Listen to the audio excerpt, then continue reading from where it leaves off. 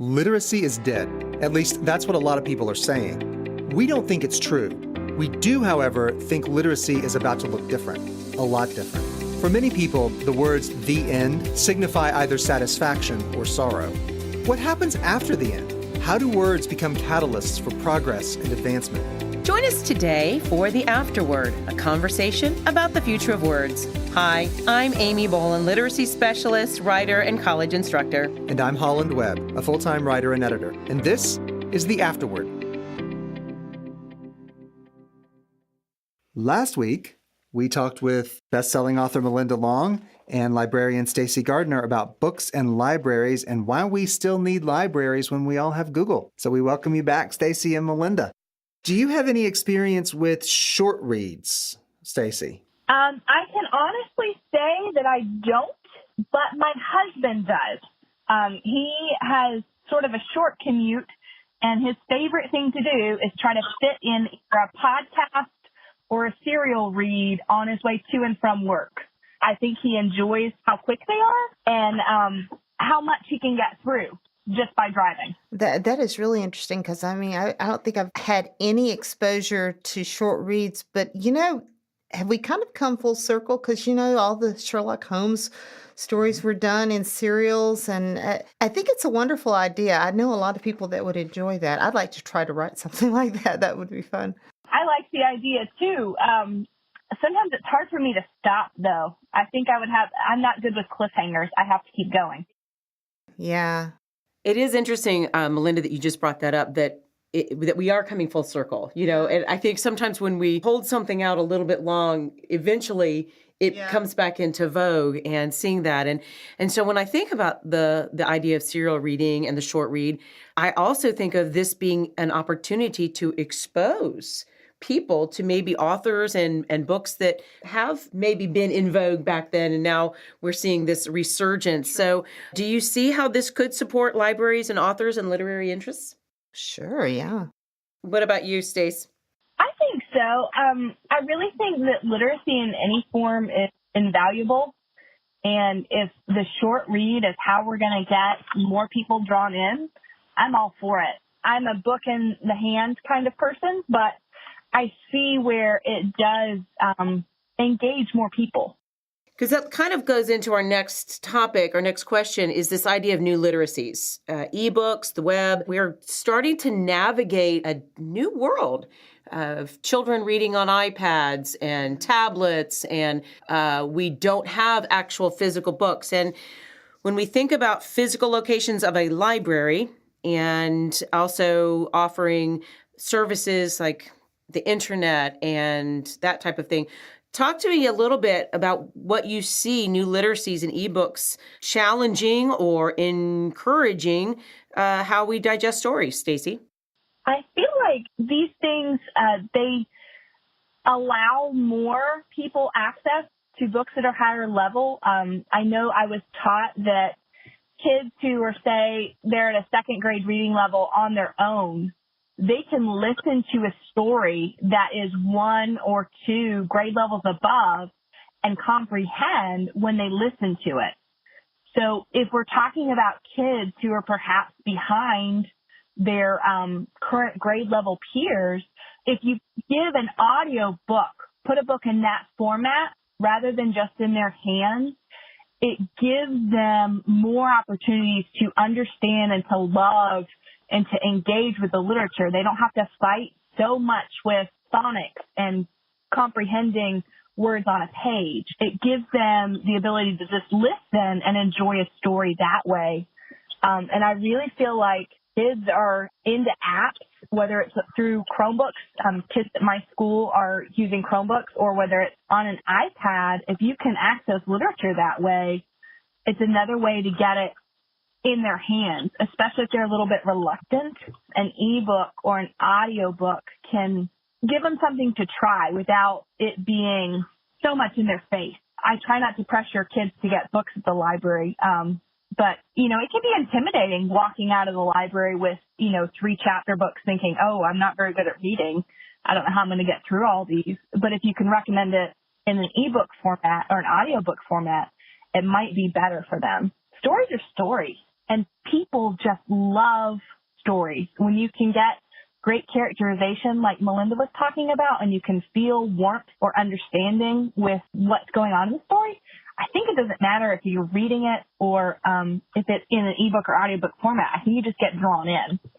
Yeah, I don't know. I think audiobooks are really big for me now.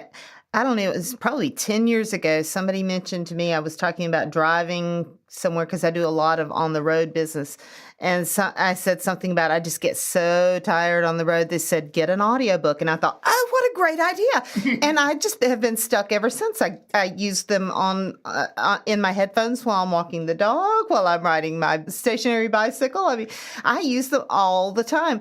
And I really appreciate things like the RB Digital and Hoopla the library has, so that I can just, download those. I have a really hard time with e-readers just because I don't like to read off of a screen, but a lot of people relate to that. The one thing I will say about audiobooks is that it's hard to flip back a few pages and get what you didn't get before. If you're listening to an audiobook, you really have to focus on what you're listening to, because if you miss something, you're thinking, wait a minute, when did they say that? And normally I would just flip back a few pages, but no, you can't do that. But I do love audiobooks. It's one of my favorite things. You just released a book, Art Smart Science Detective. Is that available as an audiobook? It is available as an ebook right now. I don't know if it will be available as an audiobook, but I would be really happy if it was. Yeah, and you actually had one of your books turned into a play. Yes. So while that's not necessarily an audiobook, it is entertaining and it transforms, especially for those who may have a difficult time, like Stacie was saying, comprehending and reading the actual text on a page. Yeah. You get to see it in life. Well, and they grow each other, because kids that see the play want to read the book, and kids that have read the book want to see the play, which is really good. The playwrights for How I Became a Pirate, the musical, did a beautiful job of sticking with the plot, which is wonderful, because I think every author's fear is that somebody's going to take their story and turn it into a movie that has nothing to do with the story, or a play that has nothing to do with it. But they did a beautiful job. So it's kind of nice that they tend to grow each other, Has there ever been talk about turning one of your books into a movie? Yes, I've been hearing pirate movie for about 10 years now, but maybe one of these days they'll actually get around to it. Oh, goodness. Well, Stacie, you kind of hit this topic about how libraries make literary development and creativity accessible, how they can kind of break through some of the barriers to learning. So talk to me a little bit more about how introducing authors to new readers and vice versa, how that breaks down some of the barriers in learning and develops creativity. Well, you see so much in kids developing I see a lot of them focusing on a genre or focusing on an author. So when you can narrow them into one, I feel like they can absorb more, because they're reading the same kinds of books, same kind of general story plot. It's easier, I think, for their brains to link them together, and then they can talk about them. We've done some book clubs and things like that with students. And when you can focus it on a genre, I think sometimes it makes it easier to talk about. You can have some questions that would apply to one book, and they would also apply to another book in the same genre. How about you, Melinda? How do you think that books allow for some of that creativity? And I have to say, the relationship that you build with the person that's in charge, the librarian or the teacher or whoever is at the library, it's like Stacie was saying, your Miss Mac was like such a hero to you. I can remember librarians growing up, and I mean, we moved all over the place, but the librarian was my best friend. It was like, and it's always a friendly environment, and it always opened up that interaction and that creativity, and you never felt like you were stepping out on a limb in that place. It was a safe place to be, and you could be creative in a lot of ways. To me, it's still that way as an adult. I think there's more emphasis, and I think you might want to speak to this, Stacie, but isn't there more emphasis now that rather than just going to a library to consume, people go to libraries to create? There's maker spaces now in libraries. Yes, that's a big movement now, and it really is about connecting and building relationships and doing in the library. It's not just a place, like you said, to consume. It's a place to be, a place to grow, a place to make. And I feel like people really see libraries as a gathering place. It's a community hub. And that can make all the difference in their own perception about reading and learning, because if you can make and create and do, why not try something new? Libraries, they just have so much to offer. And like Melinda was saying, it's a safe place. You can be on one shelf browsing this, and it's very easy to scoot down and try something new. And books are expensive. I cannot imagine what my parents' bill would have been to pay for all the books that I borrowed from the Oconee County Public Library. I don't think they could have afforded me. But they were there and they were free, and I can read them as many times as I wanted, and I could get as many as I wanted at a time. So it's a good space to break down if your family's struggling with money or with time or even technology. I mean, if you think about all the computers and copy machines and things that are available in a public library, I mean, it's a place where you can get things that you need. You know, you were talking about the program, Stacie. The thing is, the library offers all kinds of programs for adults and kids that just, my husband and I always go to Chautauqua programs at the library whenever they have them, because they're interesting and they're packed. I mean, packed out. If we don't get there early, we don't get a seat, because it's just something people enjoy doing. I always feel like they offer things, historical programs, things that in turn make you want to read something about whatever it is you went to see, which is kind of cool. What other changes have you personally experienced at libraries over the years, Melinda? Well, I know when I took my kids into the library, they used to do things like check out toys. And along with their books, they had a little section. They had some toys, and they would get like certain games and things that they would have in those big plastic bags, you know. And that's a different sort of thing. They never had that when I was a little kid. I can remember that. I know that I've seen a whole lot of different offerings, and there's always something new. I was in there not too long ago, and there was I can't remember what the display was about, but there was a beautiful display of all kinds of artwork. You can just see just about anything now, which was not always something I saw growing up. How about you, Stacie? Have you seen a change in libraries? I think so. I think that libraries are really and truly coming into their own of seeing where they can help grow and engage their community. They really do have all these programs, like Melinda said, for people of all ages. For me, they've got book clubs. My kids, they really enjoy the story time. They have Lego building events where you can go and build Legos with other people at the library. I mean, what's cooler than that? They have movies. They teach financial literacy. There's Zumba classes at the library down the street. You can do and it's free and fun. That is really exciting because, you know, when we think about accessibility, we think about why we actually need a physical library with physical books.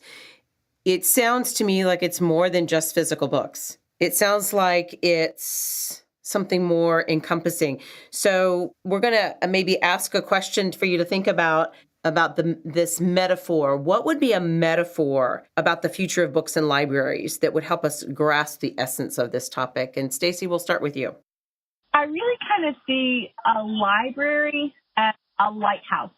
It's there, it's open, it's shining. Maybe I'm getting a little cheesy here, but this is how I feel about it. A library is just a safe, warm space that you know is going to be there, that will help guide you through whatever kind of waters you're in, whether it's financial trouble with your family or if it's different problems going on at home. Even if it's just a happy thing that's happening, a library's there and it has something for you. I love that. I actually heard a story on another podcast that was talking about a family, and the little girl did not realize growing up that they were homeless because every day the mom would bring them to the library.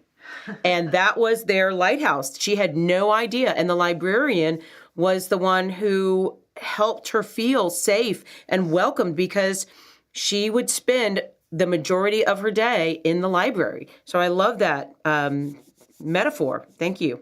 How about you, Melinda? Yeah, I had to think hard on this one. But I kind of think of libraries like a garden. You know, in the real world, out of plants, we get food, we get medicine, we recycle our hydrogen dioxide to become oxygen eventually. We get everything from plants eventually. And if we don't have our libraries, a world without a library is like a garden without plants. I mean, there's no beauty, there's no food, there's no medicine, there's nothing. We really need those libraries. It's something that I don't think we can do without. Wow. Libraries are gardens and lighthouses. That's amazing. You know, one other thing libraries have, genealogy information. Yay. They do. Yeah. And that is the second most popular hobby in America right now. After gardening, it's genealogy. You can go to the library and find out all kinds of things about all the romance and suspense and adventure in your past. That's right. That you didn't even know about. So before we go, tell us about Art Smart Science Detective. Okay. I would love to tell you about Art Smart Science Detective. Art Smart is a kid who likes to solve problems with science. And he and his friends like to do a little stargazing occasionally, and they happen to see something coming toward them through the telescope. And it's purple and it looks like a spaceship, and they're not really sure what to do. So how they handle this whole thing is basically what the story's about. But the cool thing about Art Smart, and I was really happy that somebody suggested I do this. It was not my idea to begin with. But Art likes to put art ads bits at the end of every chapter. And so that's kind of something that he can add in science-wise that goes with the chapter but doesn't really fit into the story. So he talks about how science fiction sometimes becomes science fact, like a communicator from Star Trek is now a cell phone that we really use, things like that. And I got to add in a lot of fun stuff that was extra, but I was able to put it in the story. That's one of the things I enjoy about it. And with any luck, maybe I'll actually get to do a series with this one. I sure hope so. I love series. That's exciting. That's exciting. That is, in fact, that is the perfect segue into what we're going to do next week on the podcast, which is From STEM to Story. We're talking about using stories to teach science, technology, engineering, and math. Oh, excellent. And our guest for our next upcoming podcast is Jenny Dellinger, who is an instructional coach, and Thomas Locke, who is a best-selling science fiction author who uses science to talk about story and the impact that that has in developing character in your story. And that is going to be an amazing conversation, as was today's conversation. This went by so fast. Yes. Thank you so much, Stacie. And thank you, Melinda. Thank you. So don't forget to subscribe to the afterwordpodcast.com and like us on iTunes or wherever you get your podcast. And of course, please join us next week for the conversation on From STEM to Story with Jenny Dellinger and Thomas Locke. In the meantime, as always, you are welcome at our table.